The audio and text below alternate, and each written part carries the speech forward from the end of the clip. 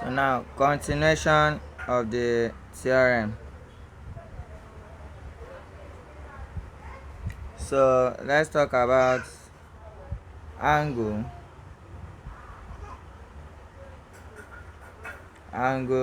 in the same segments. So angle in the same segments. So if we have a circle, so I'll just talk about the other theorems. So we'll start solving different questions. So if we have a circle and a chord, so a chord divides a circle into two segments. So this is segments. This is another segment. So this is small segment is minor. This is big segment, yeah, that is major. So a chord divides a circle into two segments, minor and major segments. So now, if I have any angle here, let's say I have this,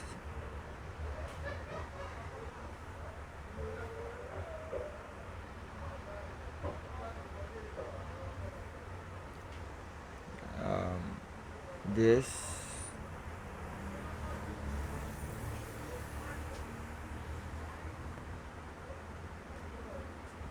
this.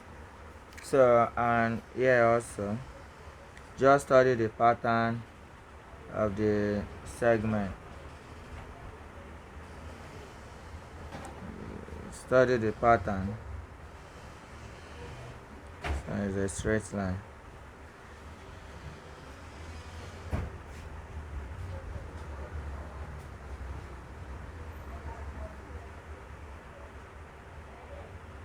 Okay. So now that means if we label here A, B, C, D, E, F, G.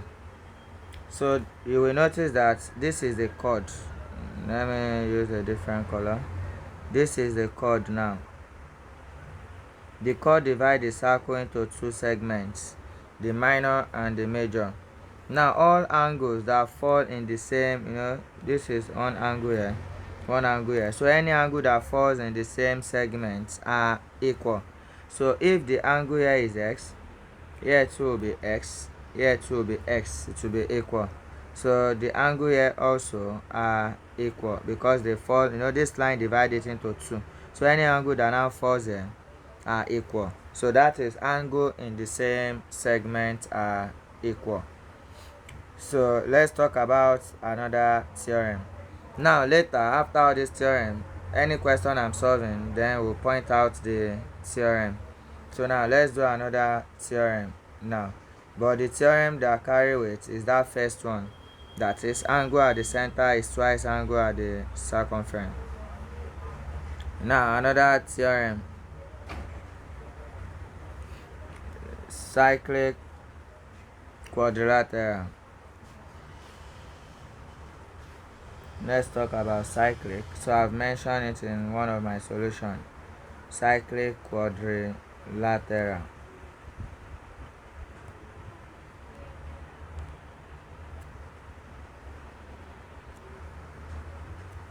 So now, if you have a circle, so a quadrilateral has four sides. So all the four sides must touch the triangle and the circle. That is, all the 4 points, the vertex must touch the circle before you can say cyclic quadrilateral. If you have something like this is not cyclic because this vertex does not touch the circle. So all the vertex must touch the circle before you can say is a cyclic quadrilateral. So if here is A, B, C, and D. So now, opposite angle of cyclic quadrilateral sum up to 180. Take note. If here is X, Y, P, and Q. So if you have cyclic quadrilateral like this, that is if the vertices are touching the circles, so it's cyclic. We will see it in questions. So now the opposite angles are sum up to 180 or are supplementary. Here x plus y will be equals to 180. Also P plus Q will be equals to 180. So that is cyclic quadrilateral. So if any part of the cyclic quadrilateral is extended, so let me say we extend this part. If we extend this part, we are going to have, let me represent here to be M. Let me extend this. Let me say this is N, because this will be another theorem. K, D. So let's say we have something like this now.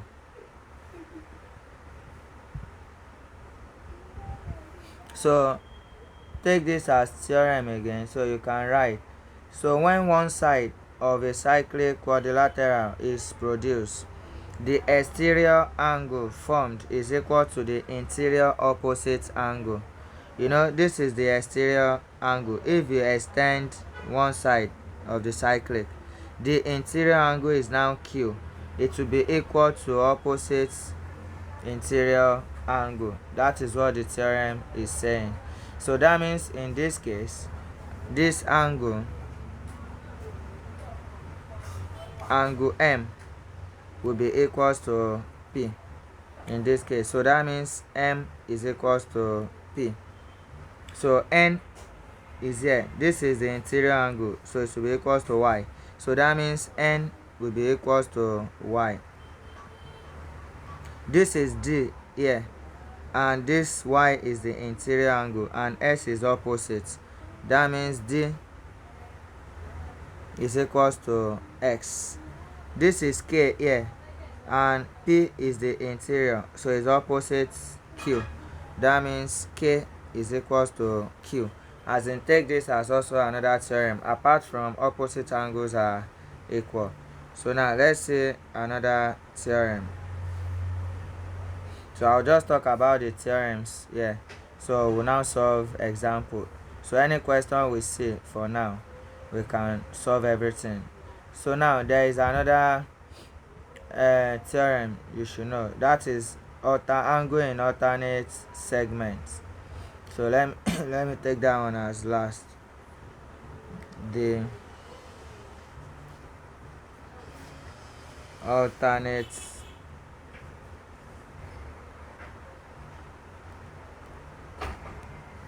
segments. So for alternate segments, so let's say we have a circle.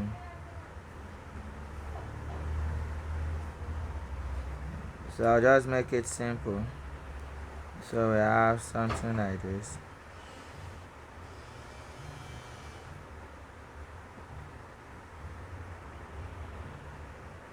So if you have a tangent here, so any angle here, please take notes. Let's label SQ. So that place is a tangent. So now any angle here as an outside here, so let's call it S, will be equal to the angle here. Please take note, this is angle in alternate segment. So the angle here, Y, will be equal to the angle here, Y. In another video, I'll prove all the theorems from A to Z. But for now, it's jam. So and in UTME, you just have to understand the theorem. But if it is WAEC can still ask you to prove. So we'll do that in another video. But for now, study the pattern. So the angle here is equal to the angle here. The angle here is equal to the the angle Y here is equal to the Y here.